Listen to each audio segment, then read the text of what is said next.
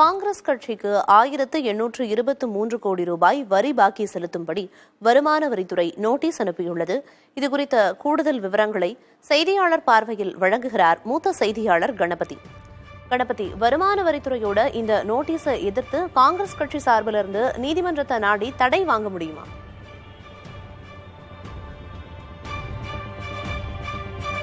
நிச்சயமாக வருமான வரித்துறை யாருக்கு இது போல நோட்டீஸ் அனுப்பினாலும் முதல் கட்டமாக அவர்கள் அதற்கு பதில் அனுப்பி நீங்கள் கேட்கும் வரி நியாயமானது அல்ல என்பதை தெரிவிக்கலாம்.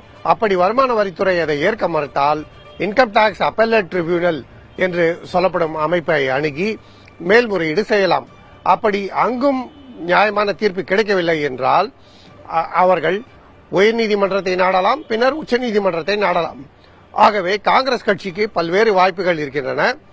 வருமான வரித்துறை என்ன நோட்டீஸ் அனுப்பியிருக்கிறது காங்கிரஸ் கட்சிக்கு என்பதை பார்த்தோம் என்றால் 2016-17 வருடத்திலே 182 கோடி ரூபாய் வரி செலுத்த வேண்டும் என வருமான வரித்துறை தெரிவித்திருக்கிறது. அதேபோல 17-18 நிதியாண்டிலே 179 கோடி ரூபாய், 2018-19 நிதியாண்டிலே 918 கோடி ரூபாய், 2019-20 நிதியாண்டிலே 490 கோடி ரூபாய் என வரி செலுத்த வேண்டும் என வருமான வரித்துறை தெரிவித்திருக்கிறது. இது வரி மட்டும் கிடையாது, வரி, அத்துடன் அபராதம், அத்துடன் வட்டி, இவை அனைத்துமே சேர்த்து இந்த தொகை வருகிறது.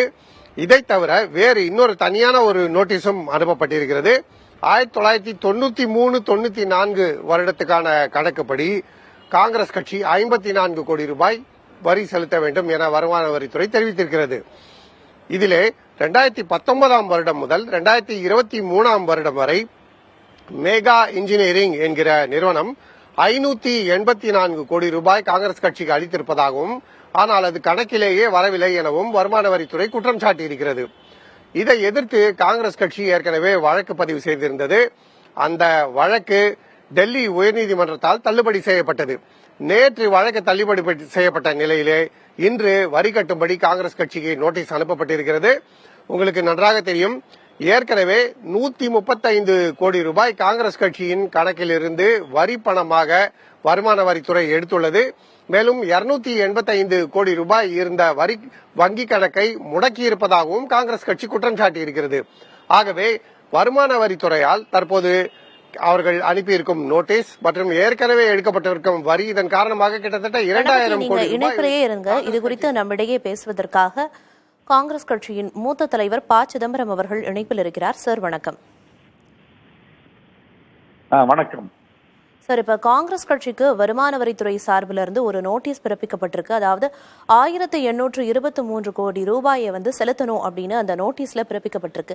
ஏற்கனவே காங்கிரஸ் கட்சி பல சிக்கல்களை சந்திச்சு வருது. இந்த நிலையில இந்த நோட்டீஸும் பிறப்பிக்கப்பட்டிருக்கு. இதை எப்படி எதிர்கொள்ள போறீங்க? எதுவும் நடக்கும். எல்லா அரசியல் கட்சிகளுக்கும் இது ஒரு எச்சரிக்கை. ஒரு ஏறத்தாழ 30 வருஷத்துக்கு முன்னாடி ஒரு வருமான வரி ஆண்டுல ஏதோ ஒரு சிறு பிழை இருக்கின்ற நீதிமன்றத்தில் வழக்கு நடந்து கொண்டிருக்கிறது.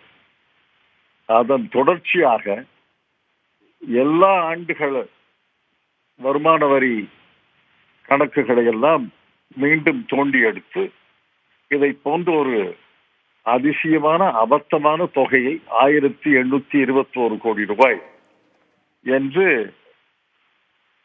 அங்கே வரி விதித்திருக்கிறார்கள். வரி மட்டுமல்ல, வரி, வட்டி, அதுல தண்ட தீர்வை பெனல்ட்டியும் இருக்கும்னு நான் நினைக்கிறேன். இது எதிர்பார்த்ததுதான். பாரதிய ஜனதா கட்சியுடைய நோக்கமே இந்தியாவில் உள்ள அனைத்து அரசியல் கட்சிகளும் ஒழிக்கப்பட வேண்டும். காங்கிரஸ் முக்த் பாரத் என்று 4-5 ஆண்டுகளாகவே பிரதமர் பேசி வருகிறார் இல்லையா? காங்கிரஸ் இல்லாத இந்தியா. ஒரு காங்கிரஸ் கட்சியை ஒழிப்பதற்கு, அழிப்பதற்கு இது ஒரு கருவி. இது எல்லா அரசியல் கட்சிகளுக்கும் எச்சரிக்கையாக இருக்கணும். முதலமைச்சர்களை கைது செய்கிறார்கள், அரசியல் கட்சிகளுடைய கணக்குகளை முடக்குகிறார்கள். அரசியல் கட்சிகள் மீது, ஒரு அரசியல் கட்சி மீது இவ்வளவு அதிசயமான, அபாரமான, உலகத்திலே இல்லாத தொகையை வரி, வட்டி, தண்ட தீர்வை என்று விதிக்கிறார்கள் என்றால் இது எங்க போய் நிற்கும்? ஒரே நாடு ஒரே தேர்தல் அவர்கள் நோக்கம் அல்ல. ஒரே நாடு ஒரே கட்சி, ஒரே நாடு ஒரே தலைவர் என்ற சர்வாதிகாரத்தை நோக்கி அவர்கள் நடந்து போவதை இதுவும் உறுதி செய்கிறது.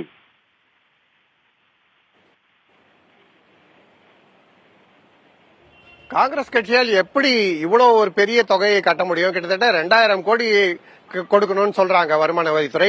அதை தவிர இப்போது மக்களவை தேர்தல் நடைபெறும் சூழல்ல வங்கி கணக்கு ஏற்கனவே முடக்கப்பட்டிருக்கிறது. காங்கிரஸ் கட்சி தேர்தல் செலவுகளை எல்லாம் எப்படி சமாளிக்கும்? சமாளிக்க முடியாதுன்னு நீதிமன்றத்தில் சொல்லி இருக்கலாம். ஆனால் அவர்கள் இதை ஜனநாயகத்துக்கு ஏற்பட்ட சவால் என்று நீதிமன்றம் பார்க்க முடியாது. மக்கள் தான் பார்க்கணும். மக்கள் மன்றத்துல தான் இது ஜனநாயகத்துக்கு ஏற்பட்ட சவால் என்று பார்க்கணும். நீதிமன்றம் சட்டப்படிதான் தீர்ப்பு தர முடியும். இறுதி தீர்ப்பு எங்களுக்கு சாதகமாக வரும் என்ற நம்பிக்கை எங்களுக்கு இருக்கிறது. ஆனால் இடையில மக்கள் மன்றத்துல தான் இதற்கு நீதி கேட்க வேண்டும். மக்கள் மன்றத்துல இன்று மாலையே நான் பேசும் பொழுது நீதி கேட்பேன்.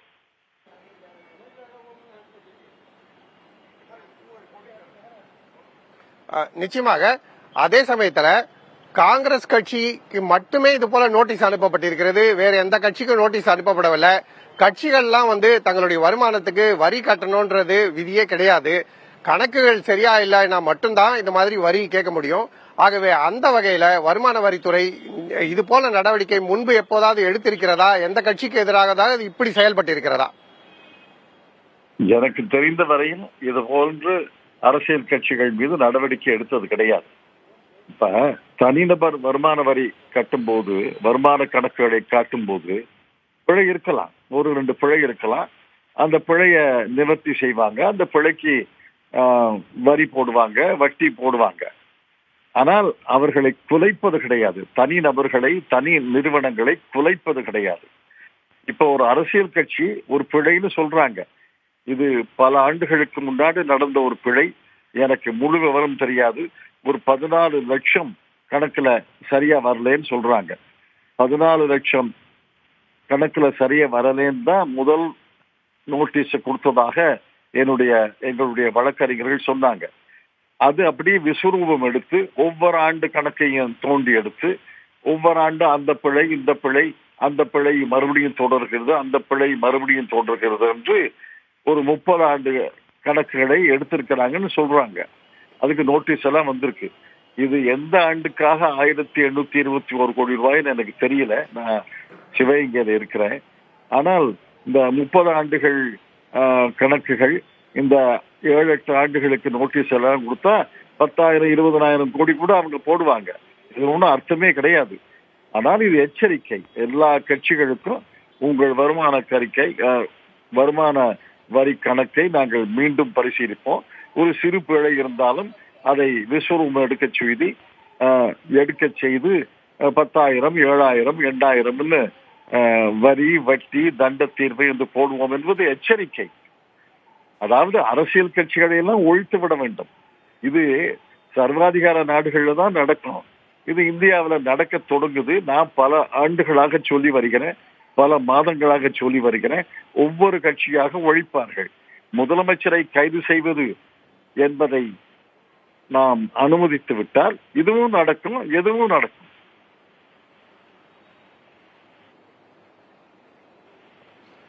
நன்றி திரு சிதம்பரம் அவர்கள். சிதம்பரம் அவர்கள் கூறிய கருத்துக்களை நாம் கேட்டோம். காங்கிரஸ் கட்சி தலைவர்களும் தேர்தல் நேரத்தில் ஏன் இப்படிப்பட்ட நடவடிக்கை எடுக்கப்படுகிறது என்கிற கேள்வியை எழுப்பி வருகிறார்கள். ஆகவே இது வருமான வரி பிரச்சனையாக இல்லாமல் ஒரு அரசியல் பிரச்சனையாக தற்போது பெரிய சூறாவளியாக தேர்தல் சமயத்திலே வெடித்துள்ளது. ஆகவேதான் இந்த பிரச்சனை இத்தனை அதிர்வலைகளை ஏற்படுத்திக் கொண்டிருக்கிறது. இனி நீங்கள் தொடரலாம். நிச்சயமா காங்கிரஸ் கட்சிக்கு 1800 கோடி ரூபாய் வரி பாக்கி செலுத்தும்படி வருமான வரித்துறை நோட்டீஸ் பிறப்பிச்சிருக்காங்க. இந்த காங்கிரஸ் கட்சி எப்படி எதிர்கொள்ள போறாங்க அப்படிங்கறத நாம பொறுத்திருந்து பார்க்கலாம். விவரங்களை வழங்கியதற்கு நன்றி கணபதி.